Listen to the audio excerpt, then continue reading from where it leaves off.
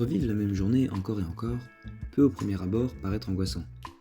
Mais, une fois accepté, ce cycle peut devenir étrangement confortable. Plus rien n'a d'importance car plus de conséquences. Et donc chaque geste, chaque parole n'a plus aucun impact puisque tout retourne à zéro la nuit passée. On a une liberté absolue, et l'erreur n'est même plus un concept car notre nombre d'essais pour accomplir notre souhait est infini. Ce thème de boucle temporelle qui m'a toujours fasciné est le sujet de plusieurs films comme Happy Birthday, Palm Springs ou encore Edge of Tomorrow.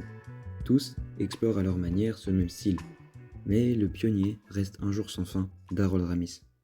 À la fin du film, Phil finit par s'extraire de ce jour du 2 février. Il y serait resté, selon le scénariste, plus de 10 ans. Une dizaine d'années d'apprentissage, de solitude, de tentatives et de développement personnel. Le retour à la réalité à la fin du film, qui semble être une délivrance, pourrait pourtant être le début d'un cauchemar.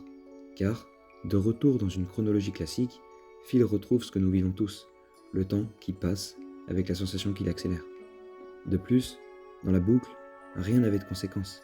Désormais, tout est définitif. Chaque décision, chaque parole est irréversible.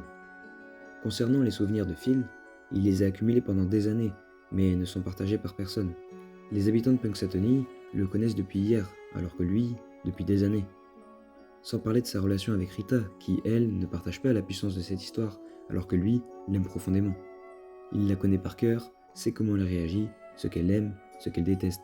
Mais pour elle, tout cela n'existe pas. Alors, quelle pourrait être la suite et les conséquences de tout cela ? Que devient un homme qui revient dans notre réalité après avoir vécu 10 ans dans un monde sans lendemain ? La suite que j'imagine serait un genre de drame psychologique, un film sur un homme incapable de se réadapter au temps qui redémarre et continue d'avancer.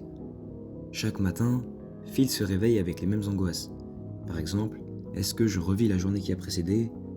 Et est-ce que je suis de retour au 2 février ? Dans le doute, il observe tout, retient tout et essaye de tout anticiper. Mais l'univers ne lui fait pas revivre cette expérience. Chaque instant lui échappe à jamais.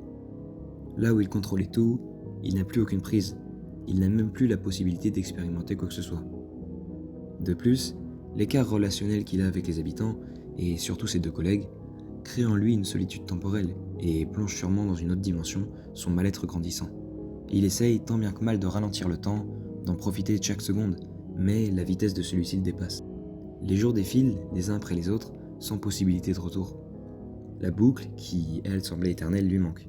Et donc, avec tous ces vertiges, il se mettrait sûrement à espérer qu'elle recommence.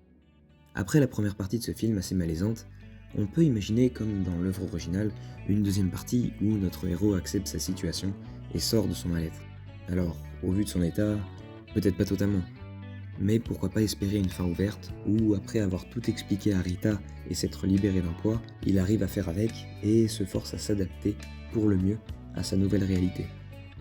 Et c'est là, en comparant et observant le parallèle entre l'histoire originale et le potentiel spin-off, qu'on peut se poser une question importante. Est-ce que se défaire de quelque chose de non naturel ne serait pas plus compliqué que de l'accepter ?